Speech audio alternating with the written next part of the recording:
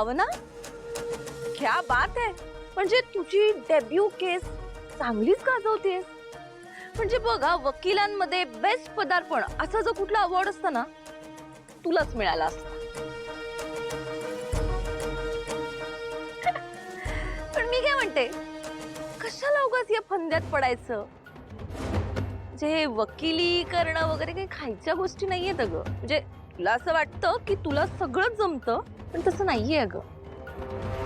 तू ना खरं तर एक असिस्टंट म्हणून शोभतेस. नाही नाही, असिस्टंट सुद्धा नाही. तुझ्यासाठी ना माझ्याकडे एक बेस्ट ऑप्शन आहे. गाडे पाटलांच्या घरातली मोलकरी.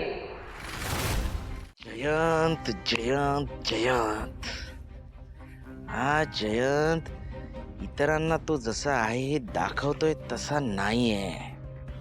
अरे हा एवढा श्रीमंत तरी आमच्या घरात येऊन राहतोय, वर भाडं पण देत नाही. याच्याकडून पैसे उकळायला काहीच हरकत नाही. एवढी सोन्याची अंडी देणारी कोंबडी आमच्या घरात असताना मी जर काही केलं नाही तर मी आजारी पडेल. काय करावं? ब्लॅकमेल करून पैसे काढता येतील याच्याकडून, पण काय कारण द्यावं? हा, तो वेडा आहे हे त्याला सांगून ब्लॅकमेल करता आलं तर नाही ना. पण त्याला कुठे माहिती आहे तो वेडा आहे ते, देव जाणे. काय करता येईल, कसे पैसे काढता येतील त्याच्याकडून, काहीतरी सुचला पाहिजे मुद्दा.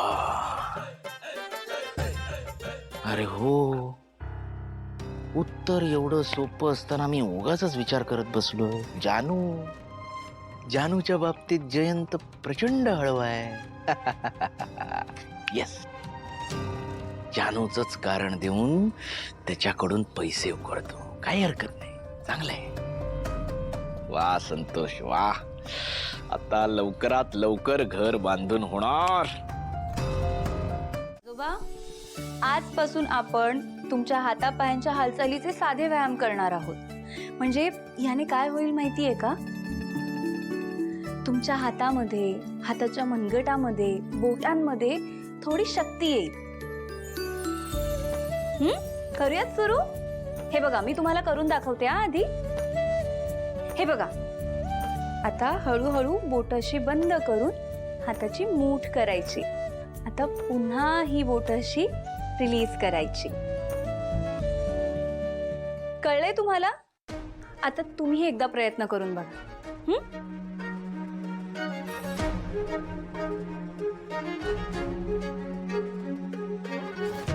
सावकाश. व्हेरी गुड आजोबा, जमतंय.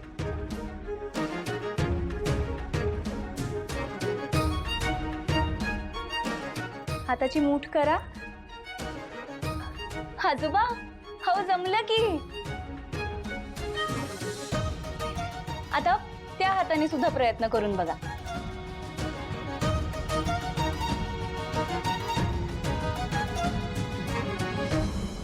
आजोबा, हो, काही हरकत नाही.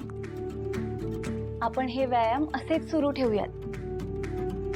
आणि हो, तुम्हाला जरी तुमच्या हाताने खाता पिता आलं ना, तरी मी रोज येणारच आहे इथे तुमच्याशी गप्पा मारायला. बरं आजोबा, ह्याच व्यायामांबरोबर आपण तुमच्या बोलण्याचा व्यायामही सुरू करणार आहोत. म्हणजे तसं मी तुमच्या मनातलं ओळखायचा प्रयत्न करतेय, पण तरी आपण एकमेकांशी गप्पा मारू शकतो. मला असं वाटतं की तुम्ही काहीतरी बोलायचा प्रयत्न करा. आजोबा, मला सांगा, तुमच्या कुलदैवताचं नाव काय? नाही म्हणजे त्याचं नामस्मरण आपण सतत करत असतो ना, त्याचं नाव आपल्या जिभेवर असतं. तुम्हाला माहिती आहे का? म्हणजे तुम्ही मला सांगू शकाल का तुमच्या कुलदैवताचं नाव काय आहे ते?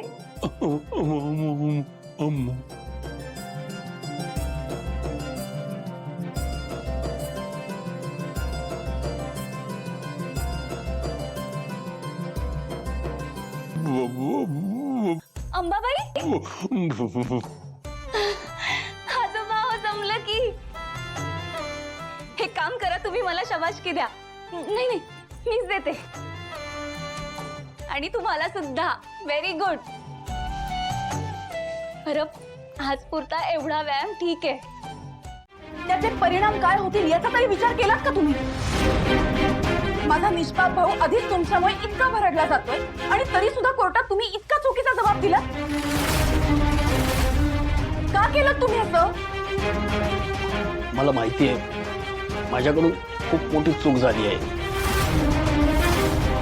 पण माझ्याकडे दुसरा कुठचा उपायच नव्हता. मी तुमच्या पाया पडतो पण मला माफ करा. तसं केलं नसतं ना